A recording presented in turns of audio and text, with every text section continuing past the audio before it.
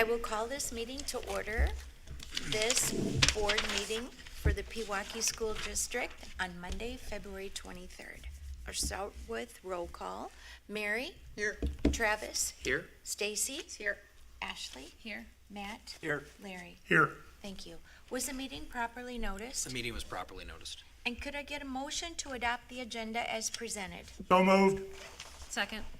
All in favor? Aye. Aye. Any opposed? Oppose. We'll stand for the Pledge of Allegiance. I pledge allegiance to the flag of the United States of America and to the republic for which it stands, one nation, under God, indivisible, with liberty and justice for all. Thank you. Tonight's Spotlight on Learning is PLE. And we have Brian and Beth and Jessica here tonight. Take it away. Good evening, everyone. So what we want to do is highlight some of the other parts of education that we may not talk about as often. We oftentimes talk about literacy, talk about math, growth in those areas. But last time we talked about 4K and some of those additional things they got going on with the Grandparents' Day and all those great features about bringing education to the families. And tonight we want to focus on our Spanish program. If you've not been lucky enough to be part of Senora Lepfi's Spanish program, it's absolutely incredible to watch her work and watch the kids work with her. It's an immersive experience. There are some days that everything that she says in front of the kids and all her interactions, 100% of that is in Spanish with the kids. So when we look at UDL, and that is Universal Design for Learning, what she's doing hits every single component. Engagement, getting the learners involved, representation, presenting the content in another language, but still they're able to access everything with it.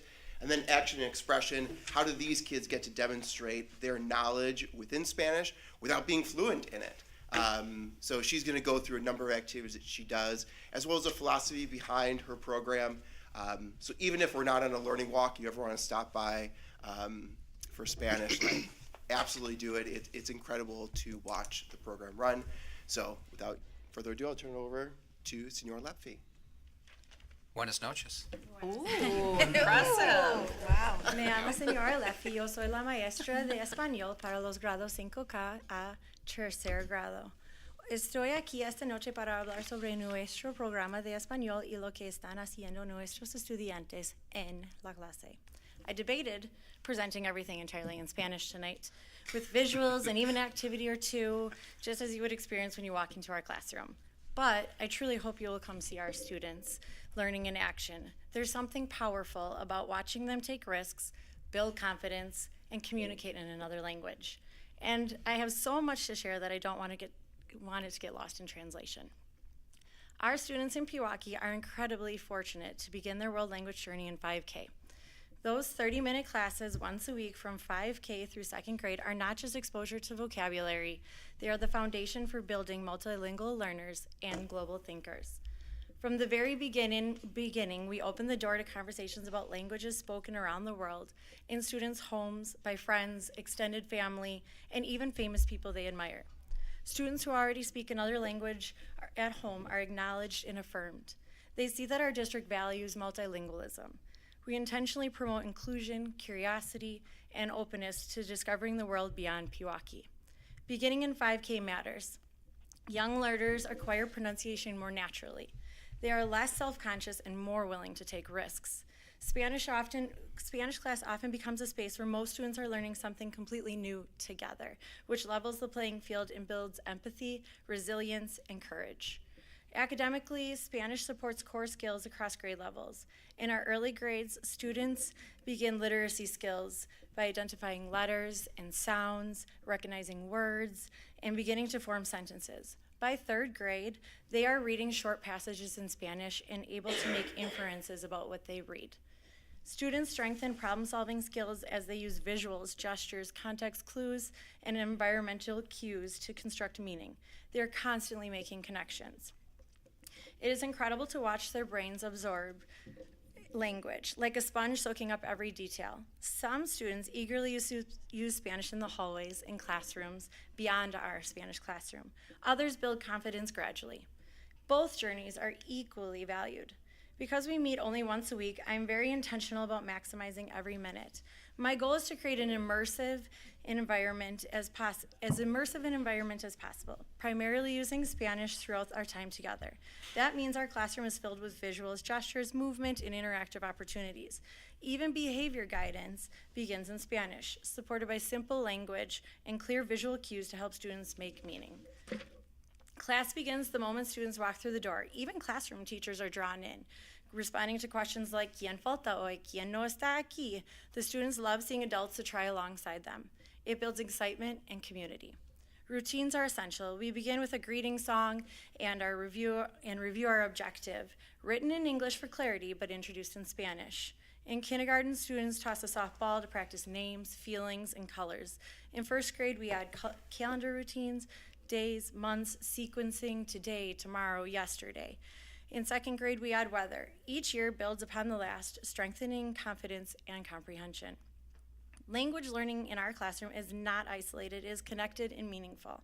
When kindergarten students count, we use 10 frames. In first and second grade, we incorporate tens and hundreds blocks to find patterns, practicing math concepts in Spanish. Colors and numbers are embedded within meaningful contexts, such as describing shapes or counting animals. Kindergartners explore animals and habitats, eventually creating their own alebrijes, inspired by Mexican folk art. First graders learn about families and community, and by the end of the year are navigating a city grid using compass directions, norte, sur, oeste, este, and coding BBOTs to complete errands to run around the city. Second graders study body parts and healthy foods, culminating in a restaurant role-play skit where they practice ordering in Spanish. Throughout every unit, students explore cultural perspectives and compare what they are learning with their own experiences. Language becomes a bridge to understanding. Most important to me is creating an authentic environment where students feel safe and motivated to try. We encourage everyday language, por favor, gracias, de nada, all those great manners in the language. If a question begins in English, I gently guide students to attempt it in Spanish.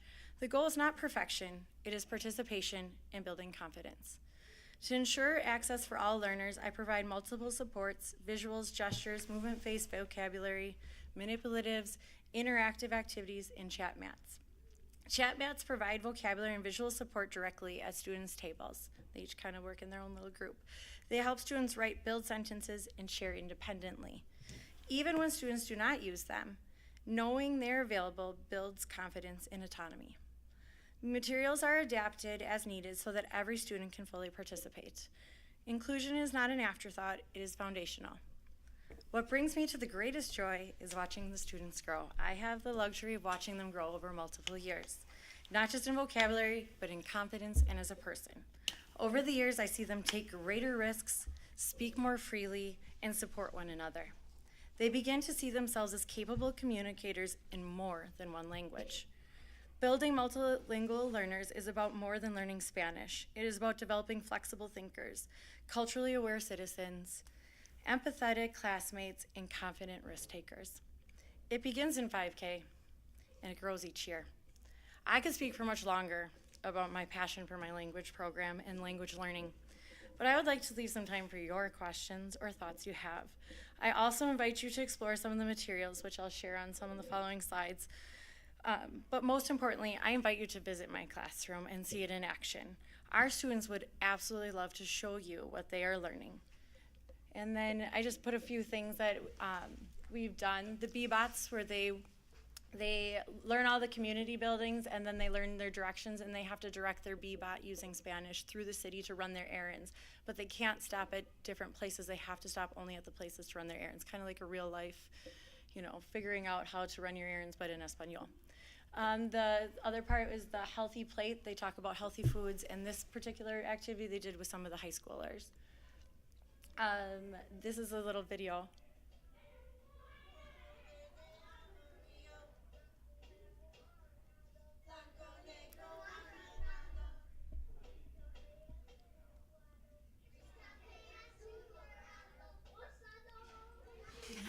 So he was teaching the rest of the class the colors, and he was very excited at the end that he hit Rosado and he knew all his colors. So he was just sharing. So students get a chance to share, and I hope to, and most often I try to video it to send it home on Seesaw or to the parents so that they are able to see what their students are doing in Spanish. These are some of the activities we do to keep it fresh. You can 4 corners of the room. We dance our choice, what we prefer. We might move to the side of the room, or we do some infographics where we go around and ask different students in Spanish, and then we graph it and we talk about who has more, who has less. So we incorporate math while they're still talking, but they don't even realize sometimes that they're including all of those things because we're just trying to do it as natural as we can. And then the chat mat is for La Casa right there. You can see all the vocabulary. It might look like it's overwhelming, but for some students, that's what they want. They want to expand their vocabulary. And for some students, they just need that reinforcement that it's there and they can work from it. And then we do a lot of manipulatives where we move the person around the city depending on what we talk about. Those folders with Velcro are for some students who are practicing just the vocabulary and are working at that level or need a break from whatever activity we're doing. They can use that. And then here's some showing off what we've done. My second graders made monsters with the body parts, colors, and numbers. They could choose whether they're going to fill in the blank or write their own. The first graders have made cities. They can choose whether to draw or cut. The kindergartners, I sent them home on Seesaw, so I don't have a copy. But they make an alebrije, which is where you put all different kinds of animals together. It's a Mexican folk art. And then we also retell Oso Pardo, and they really love that. And that's kind of just an overview of my program, or our program, because I like to share that with our students. Any questions? I have one. My kids have graduated, so I'm a little out of touch with PLE. How long have you been here? This is my 5th year in district. I taught 14 years in Oak Creek prior to here.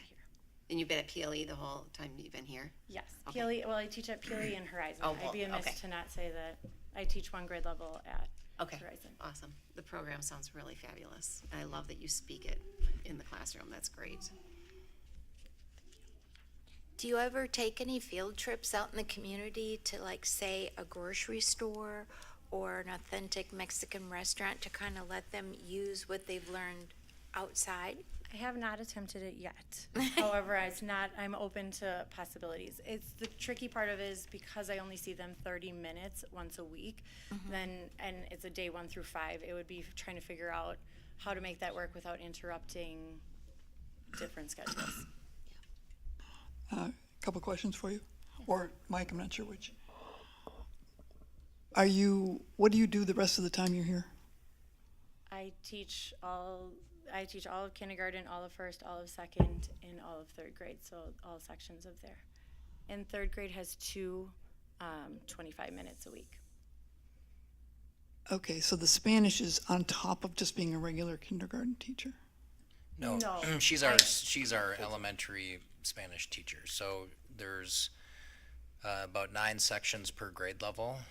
And so when you're talking about 30 minutes a week, it's per class. So she's teaching Spanish to our 5K students all the way through our 3rd grade students throughout the week. That's a very large task to be accomplished. Got it. Do we teach anything besides Spanish? We teach Chinese and French as well. That comes in at 6th grade. So we have our elementary Spanish program runs through 5th grade, and then at 6th grade there is a course where a third of the year they get Chinese, a third of the year they get Spanish, and a third of the year they get French to help them kind of have been exposed to all 3 to decide if they want to pursue French, Chinese, or Spanish as they get into 7th grade and above. Okay, so as a kindergartner, the only thing you could do is Spanish. Correct. Okay, thank you. Any other questions? Anna, you have something? Yeah, I do have something to say. I just want to say I think it's really special that as a district we're able to offer Spanish at such a young level. I remember personally like being in kindergarten and certain songs that we used to sing in Spanish, and like those are things I still remember to this day, and I just think it's really important for a cultural understanding, but also especially as a kid, like it's way easier to learn a language, so starting them young is really important. Well, thank you so much for being here. It's an awesome program. I know the kids love it. And again, I just think about how many students are in PLE? 700? I currently teach over 800 students. Yeah, so you're She working knows with them 8 all by name. and English and Spanish. We do not give Spanish You don't do names Spanish names? because that Okay. is a lot of English names. That is a lot to keep straight. So thank you, Jess. Thank you. Thanks for being here.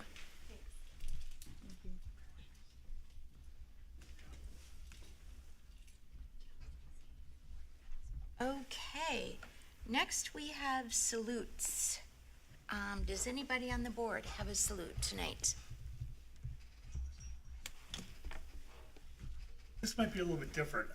So I've never ever participated in it before, but Jill Thomas, who runs our 18 to 21 kind of program, actually, her Yeah, my aunt, she does run the 18 to 21 program. 18 to 21, but they invited me to participate in interviews and other things with special education students. So it was Pewaukee and at least 3 or 4 other school districts participated with us. So South Milwaukee, Arrowhead, a couple other ones, I forget who all was there. But it was like a hour session, and I talked about 6 different students in terms of going through some interview questions at different levels in terms of where they were at with it. But it was really, really very well done in terms of they got exposure to different activities, but also then the person, we were like doing interviews as if they were interviewing for a job. So salute to Jill Thomas and her group that ended up doing that. And the person that was sitting next to me, you guys, some might remember her, Beth. Young Eagle. Yeah. Yeah, she was there too. So it was great in terms of seeing that. And it's just the reinforcement of how we work so hard to open the door to each child's future, so. Good job, Larry. Way to work that in. He always gets it in there. Anyone else on the board? How about admin? Salutes, guys. None today. I have one. I just want to salute to Colin Jacobs, and here's why. Colin, as you know, is our Director of Human Resources, but I noticed it again this week. It's kind of a servant leadership thing he's really good about. I don't know if you know this, but there are multiple times where Colin goes down and he's filled in for an absent food service worker and has just worked the kitchen at PLE. And this past week, as I was driving up, he was out there being the crossing guard. So just an example of he's just someone that's always willing to roll up his sleeves and step in as needed. So he was, we had a absence of a crossing guard, and he was out there taking care of it with enthusiasm. So I appreciate that he does those things. That's a good Kudos, one, Mike. Colin. That's awesome. I love to hear that. Tammy, do we have any citizen comments at this time? No citizen comments. All right, thank you. Consent agenda.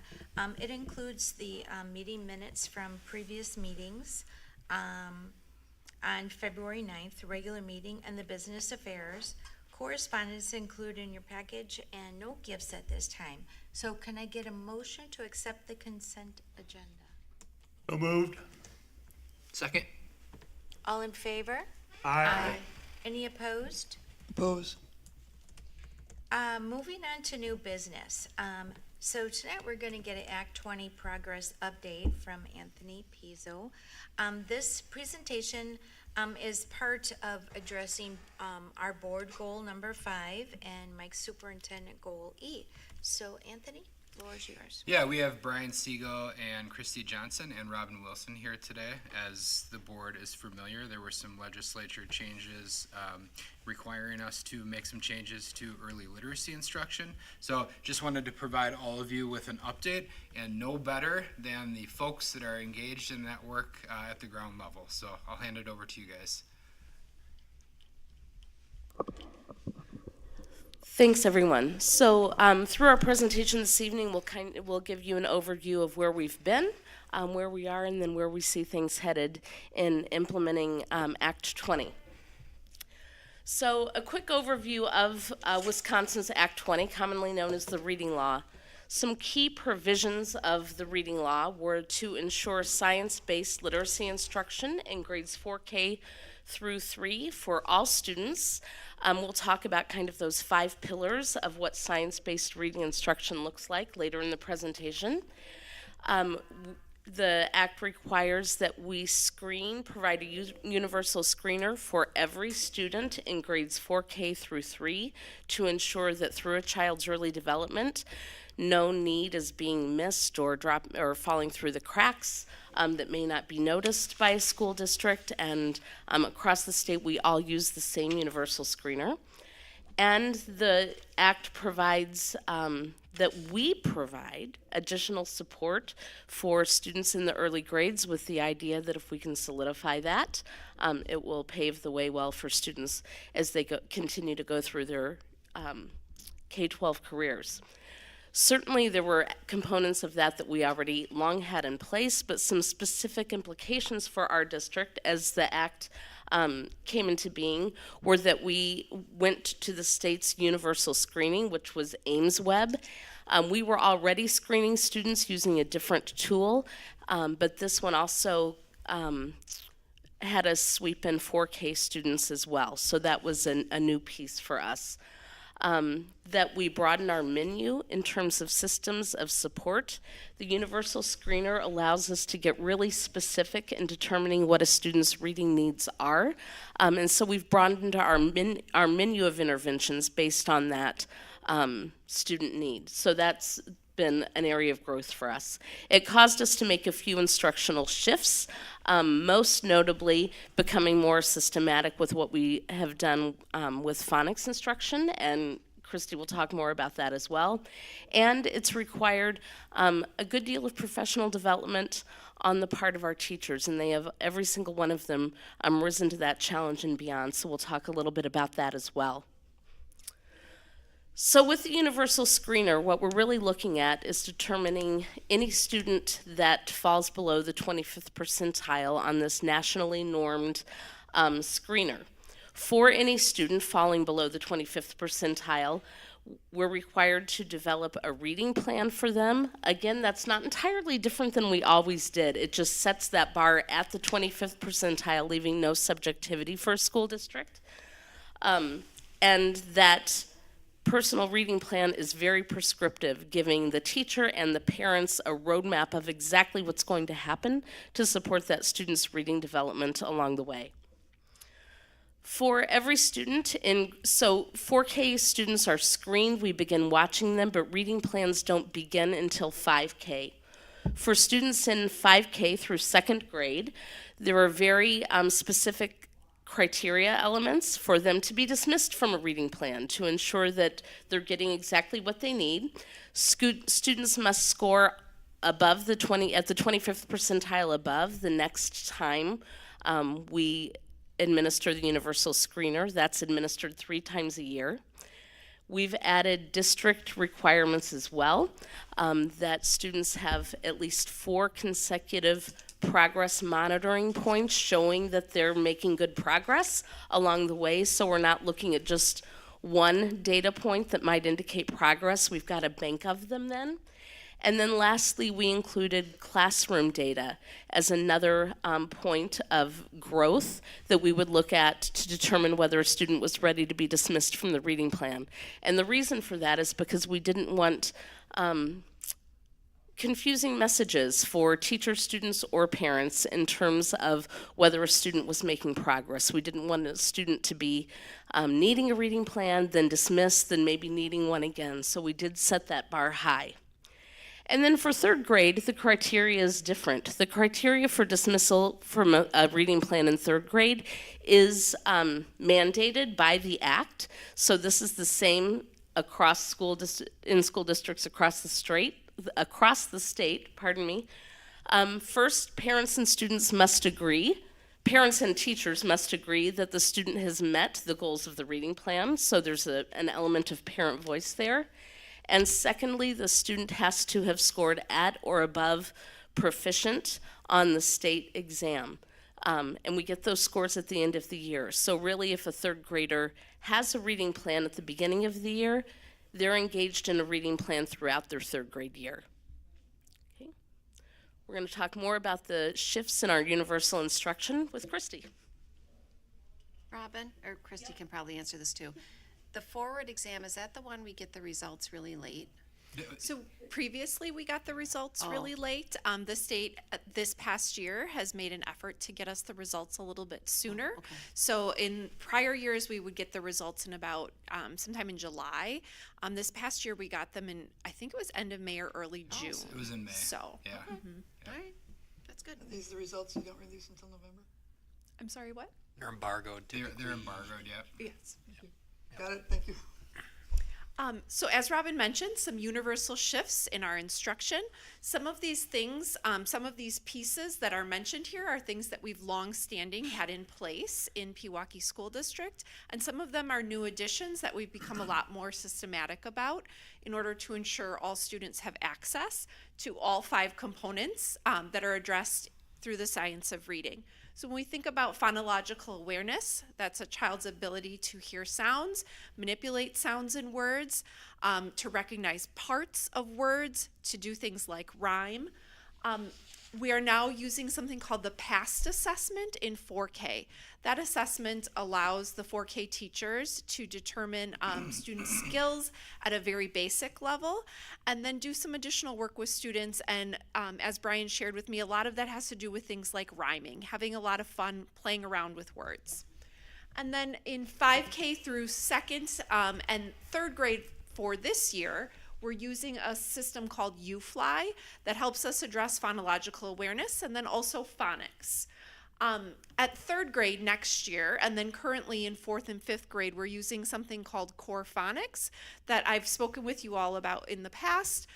Core Phonics is helping us to get to that multisyllabic level of students being able to spell and understand the meaning of words. In order to address fluency, vocabulary, and reading comprehension, we're using the reading units of study, which is something that we adopted that new version at 4K through 2nd grade at PLE last year. And we continue to utilize that to address the workshop model. In addition, our Core Phonics has some fluency and vocabulary portions to the lessons that are helping us address those areas of the science of reading as well. So when we're thinking about how we support our students and the tiers of support that we provide, this graphic shows you, starting with the very bottom level, Tier 1 is for all students. So all students receive core instruction in those 5 areas that were just mentioned. And then through our universal screeners, we're able to identify students who need a little bit more.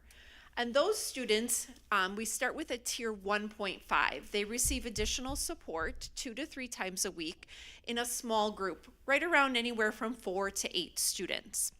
As we kind of go up the pyramid here, you can see that the support becomes more intensive in terms of students receiving more days of support of their intervention, and the group size becomes smaller.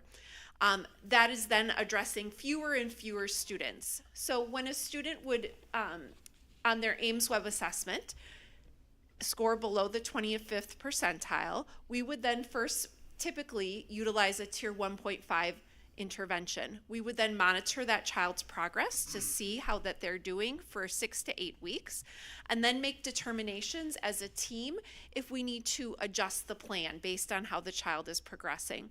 That will help us to know if we would move to a tier 2 or maybe even a tier 3 intervention, which is our most intense level of intervention. If after all of those tiers of intervention, we still have concerns about a child's progress in reading, that's when we may decide as a team to proceed with a special education evaluation. Tier 1.5 and above all occur during that independent work time of the child's reading workshop, or it may occur during what we have at Horizon called our win time, which is an additional 30-minute block where students are getting what they need to address their individual needs.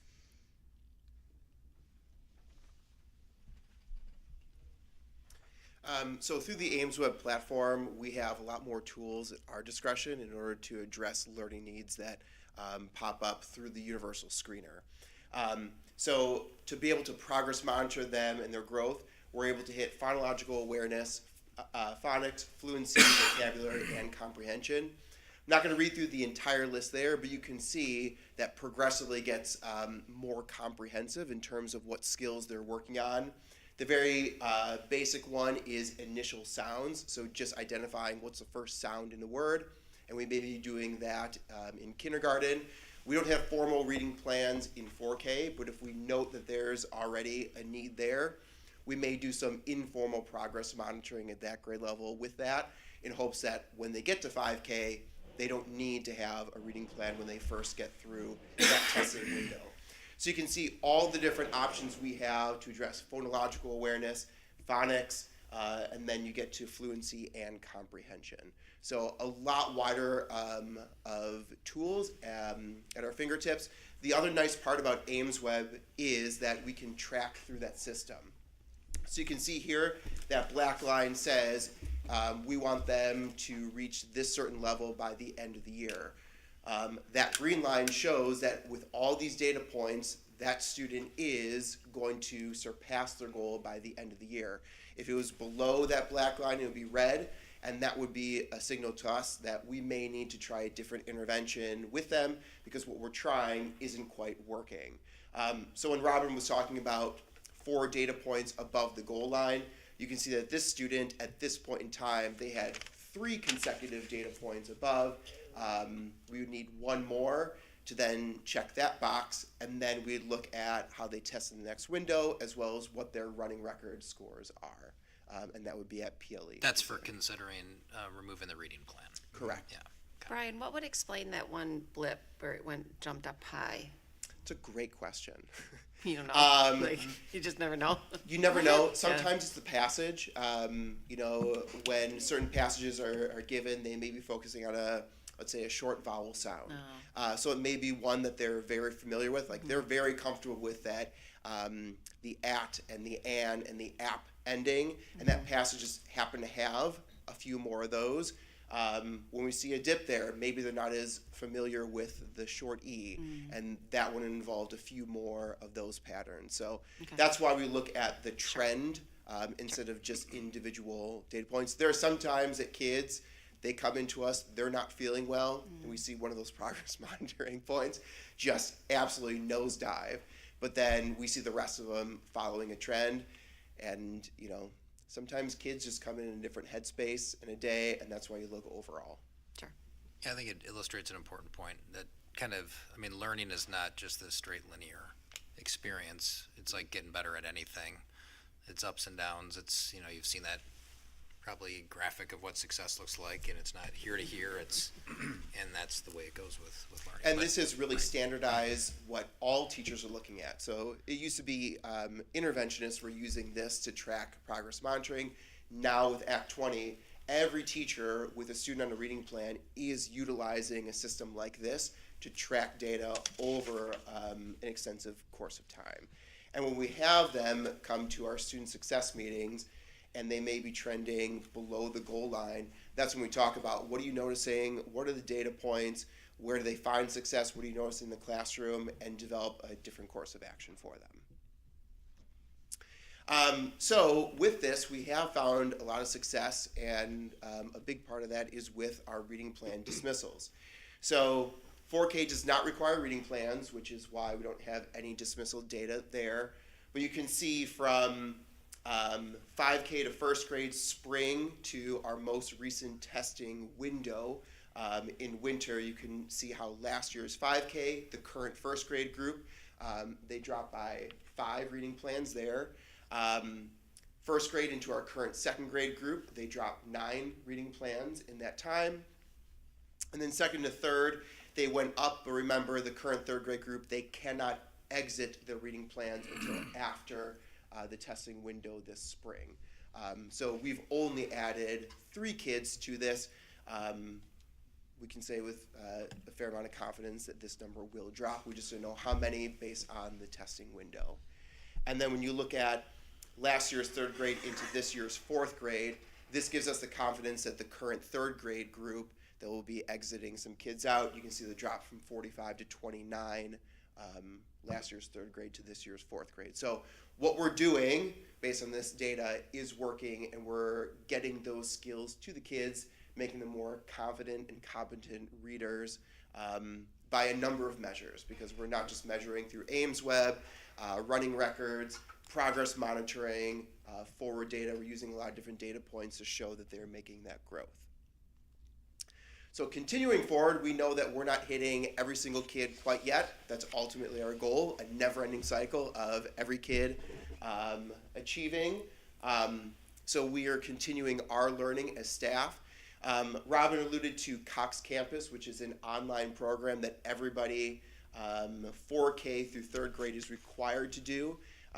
Here in Pewaukee, we're requiring through 5th grade teachers as well, so we're extending that because we want to build in that knowledge for all of our elementary teachers.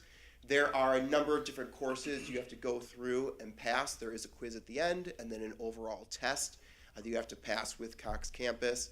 And then you get a really nice certificate that you can print off in color.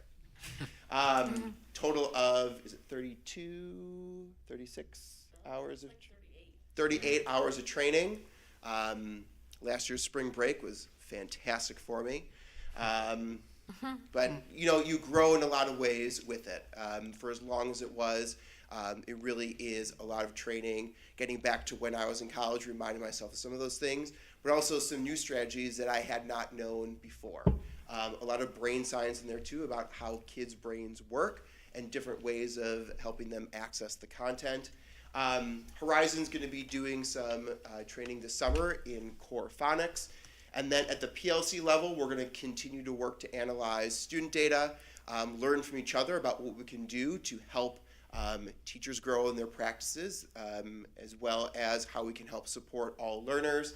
Collaborative learning with our coaches and our interventionists. They're bringing ideas forward of, hey, you may want to try this with this group of kids, or we found this activity as a part of our phonics program, UFly.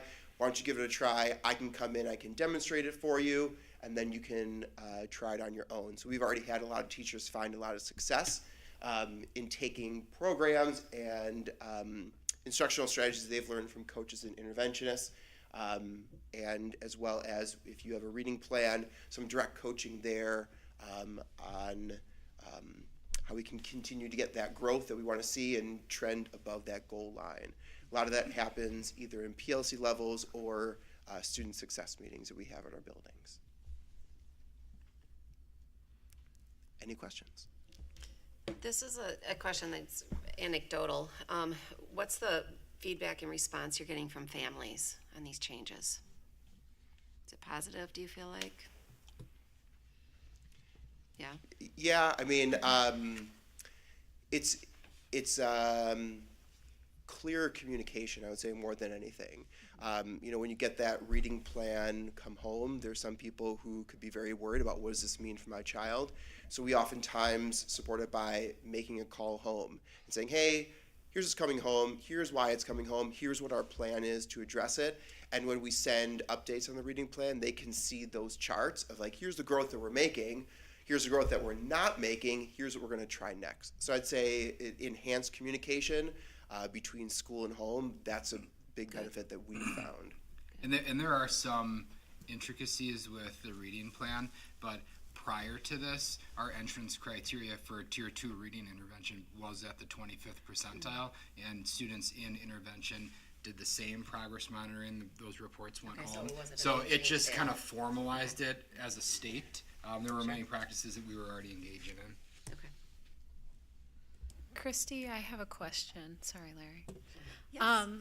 For the 4th and 5th graders, because I know Act 20 was more focused on the younger up to 3rd grade, but I know that you guys are doing interventions with the 4th and 5th grade, which I am very appreciative that you guys carry that on. But I'm just wondering, are you tracking the data with improvements on those grades? I'm just curious what that looks like.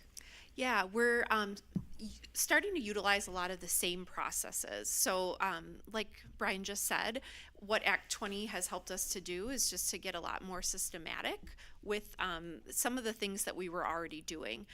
So we've really carried that up into 4th and 5th grade now and have the same practices running with those grade levels. Definitely seeing where we're starting to be able to dismiss some of those students within the winter window that we just had. I don't have exact numbers, but I know that there were at least a handful in each grade level that we were able to dismiss from their reading plan. And I think one of the pieces that has helped us a lot is now in 4th and 5th grade, we have that core instruction in phonics area in addition to offering intervention for students who need it as well. Thank you. Back to the data slide where it says the PLE reading plan dismissal. Yep, that's it. Oh, Yep. that one, okay. So it's reading plan dismissal, so if I'm interpreting this correctly, so the 23 students in the spring, so there's now 18 as of the winter, so 5 were dismissed, is that what it means? Okay. Yeah, between the fall testing window and the winter testing window, since then we've been able to dismiss 5 kids from their reading plans. Okay, so it's spring to winter. You just said fall in there, but. Yeah, so we've got 3 testing windows each year.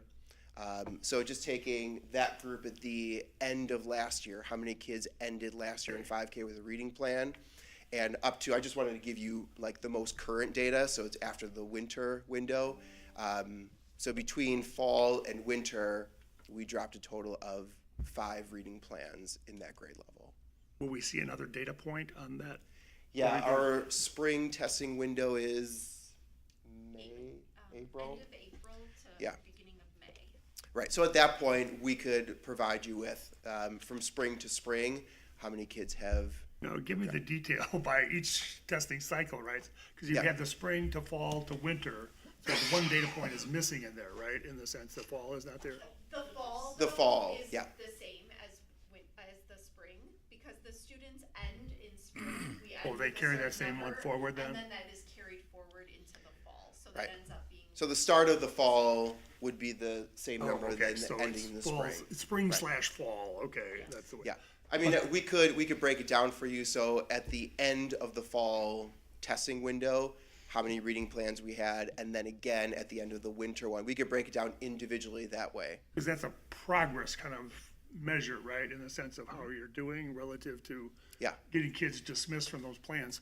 But is it, okay, so if they're going through that, are these the numbers we're kind of expecting in terms of from the interventions that we have going with the kids? I mean, so you dropped 5, and then the next one down was 39 to 30, which is a pretty good score there. But then on the next one down, it says includes 3 new students. So what does that mean? 3 new students that came into the district? So three students from last spring qualified for a reading plan. None of those current 39. No, Oh, sorry. they're all new to. Oh, they're all the new to us? school district. Great, so none of Okay. our kids there. We can't dismiss anyone in 3rd grade until after forward.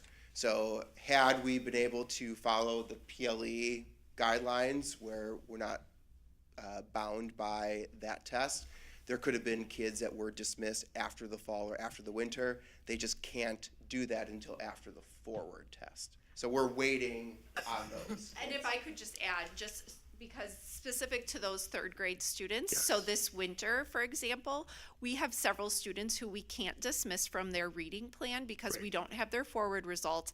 However, they've scored at the 60th percentile in Ames Web, 70th, even up to 80th percentile, but we still have to maintain that reading plan because we don't have that forward result. That's the way that the law is written. Okay, so it's the forward results of that. But obviously, yes, it was helpful to know that they were 3 students that came in, so they weren't part of our original spring starting point, but they came in. And now they were, so that 39 to 42 probably tells us that those 3 students didn't meet the criteria, if you will, to be dismissed, or they. They They can't, can't be they dismissed. can't be 3rd grade dismissed, Okay. and that's Because they're why new students coming in, okay. I think this is where we see the largest drop here in number Yes. of reading plans because we can't really dismiss throughout that 3rd grade year. And so we have them in that intervention, that chunk of time. And then by the time they reach that winter of 4th grade, we've dismissed quite a few students. And we do have a date scheduled to do an overview of the Ames Web Plus data. So that's in the spring, and we should have some updated numbers then as well. Because, I mean, I think what's going to be very telling is when you look at spring to spring. I mean, from spring to winter, you know, with summer regression that sometimes can happen, that's a pretty short window to be working with students from an intervention standpoint. So this is another tricky question. So either go back to this one or you can stay on this one too. So of those 29 students, Do you know what tier level they're at? So typically, and it doesn't always happen this way, but oftentimes, just like we would go up in tier if a child was showing more need, when a child is really progressing well, we oftentimes will decrease in tier. So a lot of times our students who are dismissed are in either a tier 2 or a tier 1.5 level of intervention before they're reaching that dismissal level. What I'm trying to get at is it's like to know the level of support that's needed, right? And I don't know if that makes sense in a sense. I mean, if it's like a little, or if it's a tier 3, students who need interventions 5 times a week, that's a different workload, if you will, from a teaching reading standpoint, right? Sure. So are you saying of the 29 students, Yes. what percentage need a tier 3 What reading number out of plan? the 29 are, there's 29 students, how many are tier 3, tier 2, tier Yeah. 1.5? I can get put, that I can put information. all that I can go by grade and put all that information to you and send you that via email. Because the tier 3 ones are really, we have to work harder to get them to Absolutely. that level, right? Yeah. Okay, and then if you go to the previous slide where the 3rd graders, the same thing, right? So there's 42, where are they at and how much effort in order to get them dismissals approved, whatever, so. Yeah, oftentimes it's the largest number of students that would be in that tier 1.5. And then the next largest would be in tier 2, and the smallest would be in that tier 3 intervention. So typically, it kind of decreases in size as the number of kids that are in that level as we go up tiers. But we have exact numbers that we can definitely get for you. But I mean, if the one at the tier 3, it's 5 intervention, or 5 times a week, 1 to 3 students, so that's, again, kind of a staffing workload thing. Well, it is our reading interventionists. When you get to tier 2 and tier 3, our reading interventionists are delivering that intervention. So in that case, it's not specifically the classroom teacher, whereas at tier 1 and tier 1.5, those interventions are delivered by the classroom teacher. We only have so many hours of reading interventionists though, too, right? So Well, that's their, for most of them, that's their only role. And is it tight at times? Yep, but we get it done. So if I could piggyback onto the tightness, could you describe what you mentioned that there are students who don't need what you have on offer, what the state is requiring, and they're required to be there because of the state statutes. How many are those? And what are they doing? What does that mean? If they're in a program that they don't need, what's going on there? Yeah, so they're still receiving a reading plan, and so what that means is the reading plan is really tailored to individual student needs, and so we're able to, for our students at 3rd graders who are still receiving that reading plan, we've identified that they typically don't need phonics or fluency instruction any longer, and we're able to focus a little bit more on some of the comprehension instruction to help them. So we're not just putting them into a program that they no longer need. It's just that we're continuing to monitor them on a bi-weekly basis per the law and then reporting that out to their families.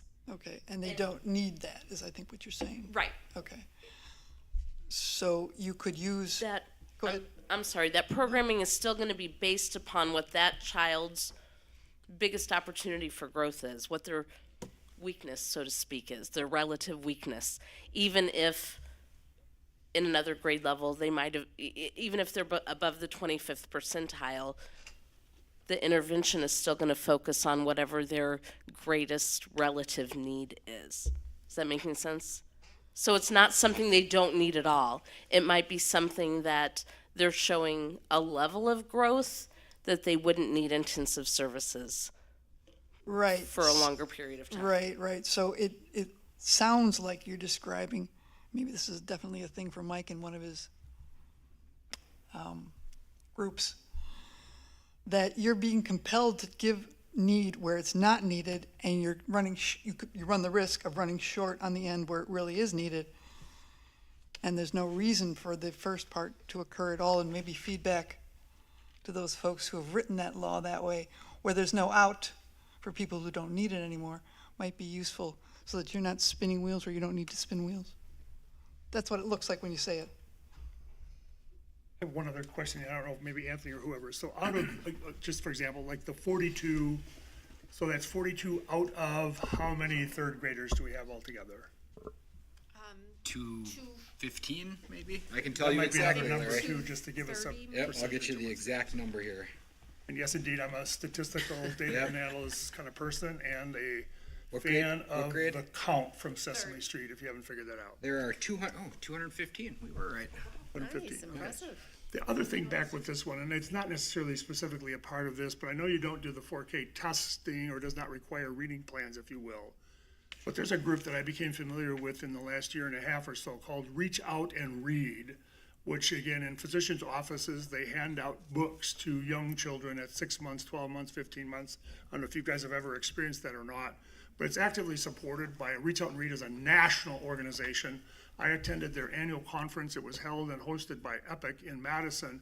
There were about 150 people there, between people that work in physicians' offices, but are people that represent the importance of reading, because at birth to 3 is a really, really critical time in terms of them learning, or students or young children learning vocabulary and parting that reading thing that's there. So Reach Out and Read is there. Our local children's clinic in right here in Pewaukee, they are part of that, participants in it, and the Pro Healthcare, and in Menominee Falls, it's the family practice clinics. So a lot of people, I don't know if you guys have seen that or experienced that in your well visits. So 6 months, 12 months, 15, 18 months, and there's the charting and documentation Epic to record and document the fact of kids learning how to hold a book, read a book, all that kind of stuff that's there.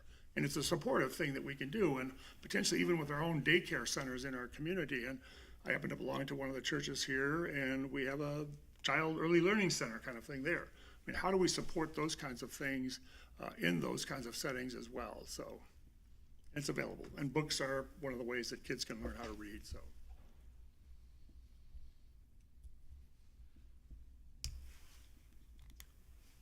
My point is, if they reach us by 4K, we need to get them started a lot earlier. That's my whole point, so. Because it's tough, as we can see, it's tough to catch up, right? I mean, these kids are starting out with a little bit of a challenge if they don't know how to read, and definitely if they don't know how to read by 3rd grade, so. Other questions? Thank you. Yeah, thank you. Thanks for being here tonight. you. Good work. Thank you. All right, next we go on to personnel issues, starters. We do have one resignation. Yes, we have one resignation. Business teacher Sean Upton would be resigning at the end of the year. I would look for your approval of his resignation. Move to approve the resignation of Sean Upton as presented. Seconded. All in favor? Aye. Any opposed? Abstain.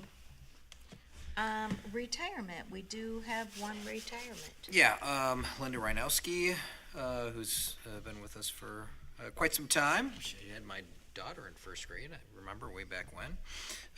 So Linda is retiring at the end of this year, so with thanks for her service, I would seek your approval of the retirement of Linda Reinowski, currently 5K teacher. Move to accept the resignation and thank her for her 18 years of service. Second. All in favor? It's a retirement. Aye. Retirement. Any opposed? Abstain. And lastly, we have an employment. Yes, so we are seeking your approval. Cady Spadoni rose to the top of a very strong pool, in essence, to replace Robin Wilson, who is retiring this year. So Cady applied for that. Anthony did a good job leading that process. Thank you for Bren for being in on that interview team. So we would take any questions that you may have, but we are looking for your approval for Cady Spadoni as our next Director of Learning and Academic Coaching. We would then be, of course, posting, as of tomorrow, we will post an opening for middle school principal. Can I have a motion? Move to approve the hiring of Cady Spadoni as Director of Learning and Academic Coaching. Second. All in favor? Aye. Any opposed? Oppose.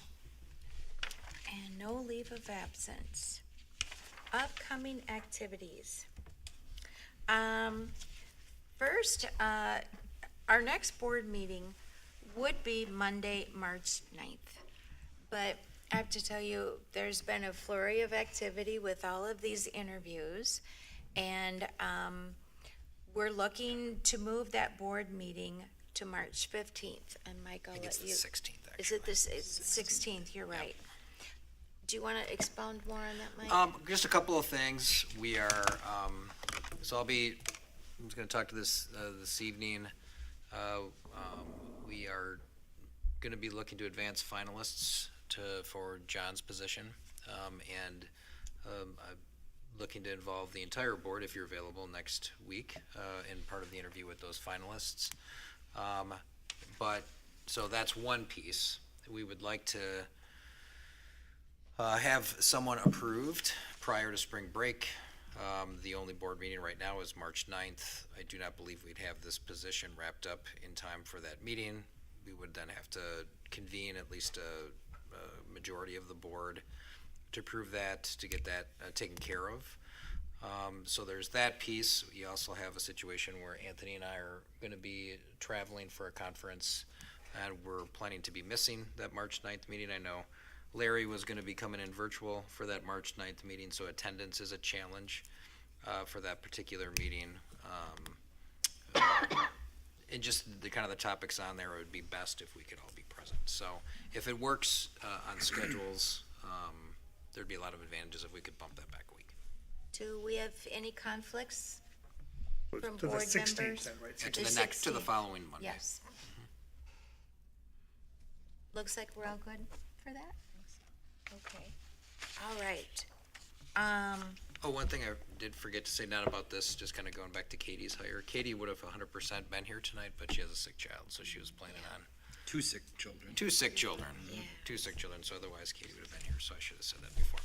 All right, sorry about that. Tuesday, March 11th is Reality Store. And we're looking for some board members who might consider stepping in and helping with that. It's from 8:30 to 11:30 in the gym. And you're just interviewing some amazing seniors and giving them some real experience. So if you're considering that, please let Tammy know so we can get you signed up for that. Tuesday, April 7th is the spring election. And then Monday, April 13th, at 10 a.m. in the district office is the canvass of election. Monday, April 13th is also the board meeting, where we'll take the oath of office for our newly elected board members. Business affairs is at 6, board meeting at 7. I do want to add in that Monday, April 20th, from 7:30 to 9 is the Kiwanis Awards night, the Scholarship Night Awards.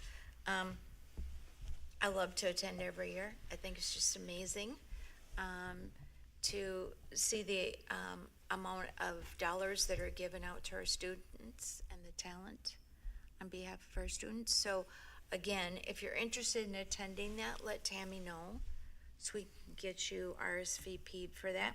Monday, April 27th is policy at 6, board meeting at 7. April 29th, 5:30 is a ribbon cutting ceremony for our new spaces here at the high school. So excited about that. Let Tammy know if you're able to attend. Anything you want to add about that right now, Mike? No, we'll get more details out there. We'll be working with our team to plan an event so that people can come and experience this. We plan to have students helping activate those spaces, culinary students, engineering, shop students, art students, to be active in those spaces. I think you pointed this out when you were touring some candidates through with part of the CFO interviews. That first time you actually get to see kids actively, fully in those spaces, that does make a difference. Yeah.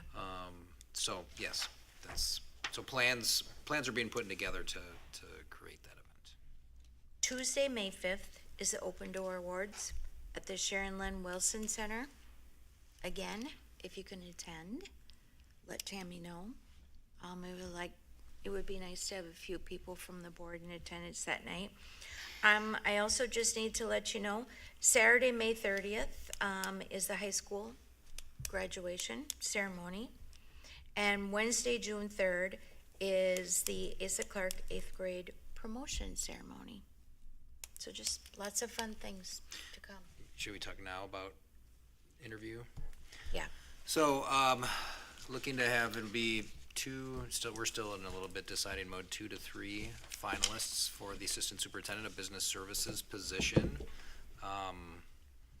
Obviously, a position that's critical for the board in your work. I want to recognize Bren and Matt and Travis. Thank you for serving on interview teams so far for that position. We have really good people, like we talked about with those teams. We're choosing from good and just trying to make the best decision. So I'd like to bring those forward. A component that I'm looking to do is to have be the full board, and John and I would join you to interview some of these finalists so that you could weigh in on your recommendations as well, and so that you would have for sure seen whatever final candidate we would be recommending to you moving forward. So it'd give you all a chance to get some firsthand experience beyond just having some of your colleagues having been part of the process. So I was looking at the evening. Bren and I had talked about is because of your work schedules that some of you have that evening might be best. I don't know time frame how early you could go. I'm tentatively would be just blocking out a 3-hour chunk of time. It might be faster than that. We might be done in like 2 hours, 2.5 hours. Again, also depending if we have 2 or 3 candidates to move through that process. So just throwing out there the potential of March 4th in the evening. If we had a start time of 4 o'clock, If you guys could go that early, I put 5 to 8, could go 4 to 7. Would it be both candidates at the same time, or that? No, it'd be one at a time. One at a time. Yeah. Narrow it down to 2. I know it might be hard, right, Matt? yeah, That's a good problem to have. Yeah, it's a good it problem. is, yeah. So I'll put that back out there again. Is it possible for folks to be able to meet at 4 o'clock? I won't be here on the 4th, but being in the first round, Since you've seen Yeah. candidates, That's right? So it looks like we could consider starting at 4 to make it not go so late. Yep. And again, we may not need the full till 7 o'clock, but. Which so day? I'm sorry. This would be March 4th. Oh, sorry. That's just one of those nights then, right? Right. We talked about doing it over multiple nights, but we're just gonna try to do it one night. But then like the 9th is though, when you guys are gone and I'm gone that whole week, so. Correct. That's why that's one reason why we wanted to. So presumably how this would go is that, because there is also going to be another panel interview, so these candidates exposed again to different admin and staff as a part of this part of this process for just these finalists, to make sure we're deeply vetting who we're hiring. There's obviously reference checking, then there's agreeing on terms of contract that would have to happen. So that would give us time to get that done so that we could bring forward, the goal is to bring forward the candidate for your approval at that March 16th meeting. I'll be in the UP again, I'm sorry. On the 4th. Okay, so Stacey will be gone. We could look at a different date as well. That one is just a one-night trip for me. And I know the 5th was a problem.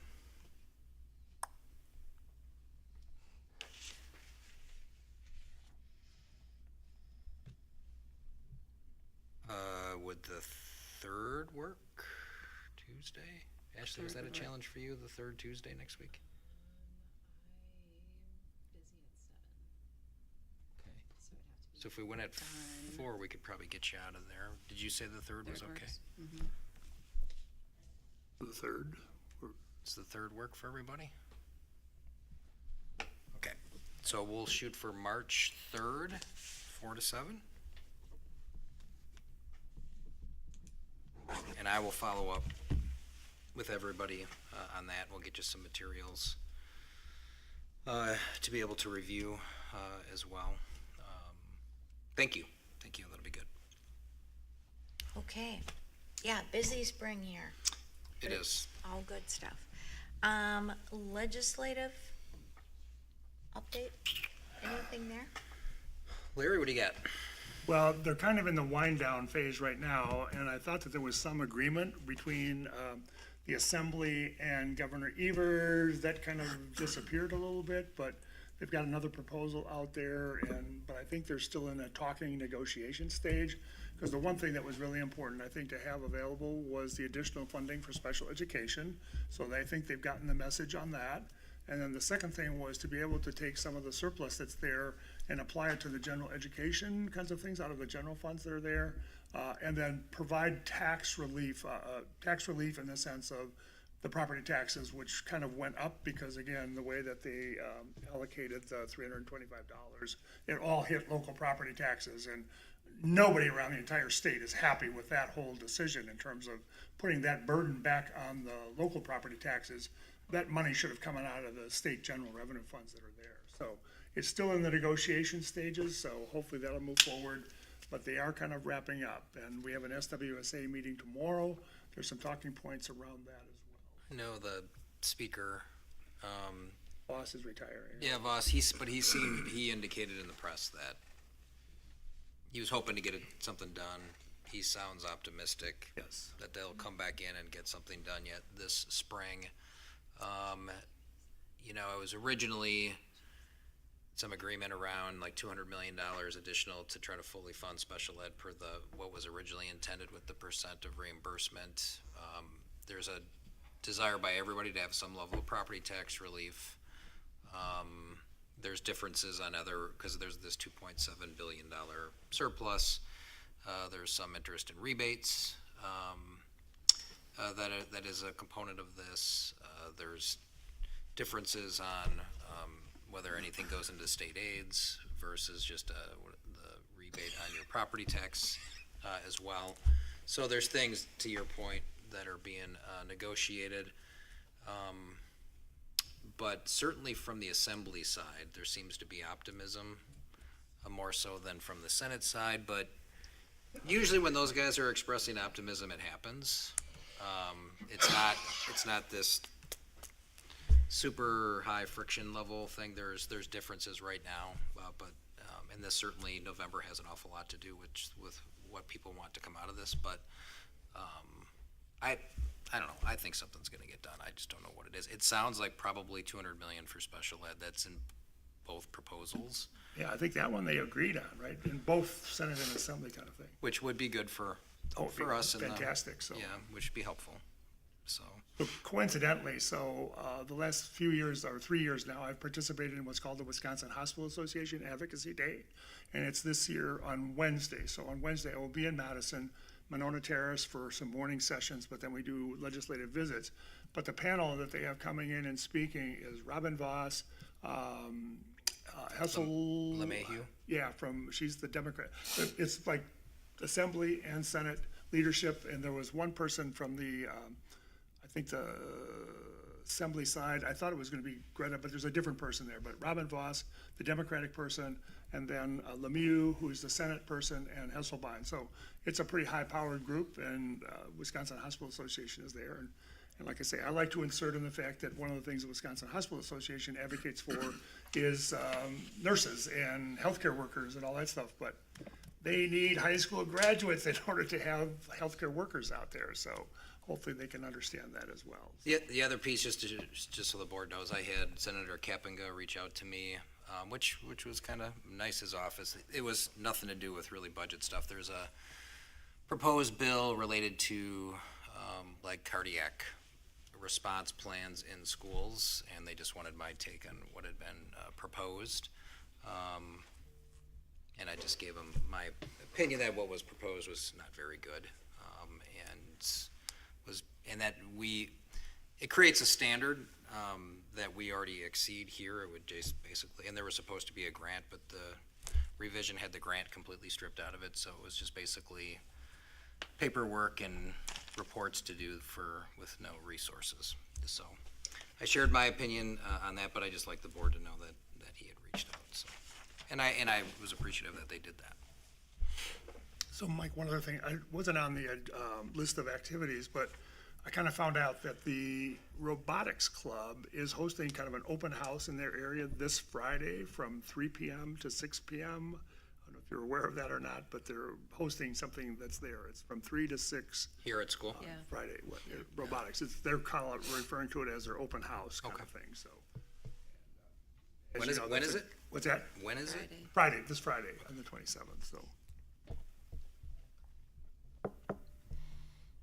Also Matilda. What's that? Matilda Oh, yes. is opening. Oh, yes, that's the, yeah. This weekend. This weekend too, 26th, 7th, 8th, March 1st too, so. No, they always do a really good job. I'm sure it'll be a great show. Can I go back to one thing too? Now that we have the dates for PHS graduation and the ASAP promotion, I really am struggling with the lack of attendance at graduation and promotion. Promotion doesn't need all 7 of us, but graduation, typically, a school board attends. This is the culmination of what we do here. For the first time since I've been on the board, I will be out of the country. I will not be able to be there. I think it looks really pitiful if we have 2 or 3 board members at graduation. If you can make it, please clear your calendar and go. It's embarrassing. And I'm gonna say I really need someone to help me with those diplomas. willing to Because volunteer I this sweat my way through it sometimes, Matt knows. So, I'm willing to volunteer this year. For some reason, I've got a lot of connections with this senior class this year, which is weird, so. but- Oh, yeah, then you want to be up on stage, Larry. Oh, yeah. yeah, those diplomas can be a challenge. They can be. The other one, which is to me, it's like the highlight of what we do, is the Kiwanis Award banquet. And it's, I don't know, whatever, is it up to like 54, 55 years? They have been supporting and funding this or helping support this activity, and it's been at WCTC now, the last year or two. I mean, it's a sellout crowd almost in terms of all the parents are there, all the students are there, lots of recognition, and they give a highlight, usually typically in terms of each student, in terms of what they've accomplished, what they've participated in, and all sorts of really, really good things about our students in terms of what's there, so.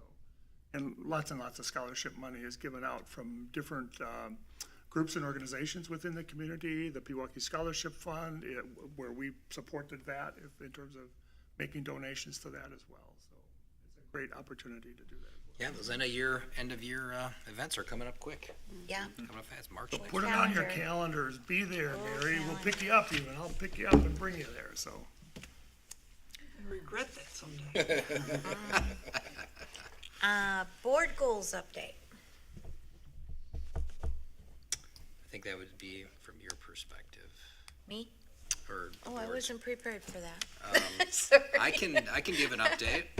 I can do that real quick, no problem. Let's see. We worked on those goals tonight, Mike. We with did. that presentation. Let me kind of walk through where we are at. Okay, so board goal 1, as it always is about the elements of the strategic plan. So that's really an ongoing one that's reported to you again in that tracking document. You'll get another DA report this week with that. The next piece to do there is to, and again, good reminder to myself that spring's coming fast, the community engagement feedback sessions. We talked, I think, at the last board meeting a little bit. I did an update on strategic plan for you, and it sounds like everybody was good with kind of the roundtable approach that we did last year for this year, so that'll be really the next piece on that. Board goal 2, facility master plan and all the construction projects. I think we've been really doing a good job of keeping those updated. Obviously, we talked a little bit about the ribbon cutting piece. That'll be coming up later in the spring. But we've, over December, January, you received presentations on facility long-range capital project plans. We had the additional projects that are a component of that have recently been presented to the board. So I think we're really on track there. Board goal number 3 was about IEPs and 504 plans. That was your learning report that was here at the last meeting. And also prior to that, Tony had talked about a lot of the data with special ed in relation to the open enrollment seat setting that the board acted on in January. Board Goal 4, data and information on the number and type of behavioral incidents and those pieces. That's coming up. I think that's in an April meeting. It's scheduled. I don't have it right in front of me, but that is coming to a board meeting with all of the behavioral data and those pieces. So that's coming soon. I think it is at the next meeting. Yeah, in the March meeting that's going to be coming. So you'll see that at the next meeting. Data on Act 20 and how that's going. Should sound real familiar since you received a report on that this evening. You got some, the mid-year update following Ames Web, which is what you just saw, and then again, you'll see stuff in the spring as we get our spring data. So I think we're right on track with that one. Board Goal number 6, data and information related to district's progress and strategies, achievement on math and numeracy. You received a presentation on ACT suite data related to that on October 13th, and results from Wisconsin Forward on the 27th. And we have a board report scheduled for April 13th at the regular meeting specific to mathematics. So that one's coming up. So that's where we are on board goals. I'd be happy to take any questions that you have. Okay, any comments from citizens? No comments. Wonderful, then I'll take a motion to adjourn. So moved. Second. All in favor? Aye. Any opposed? Thanks, everybody.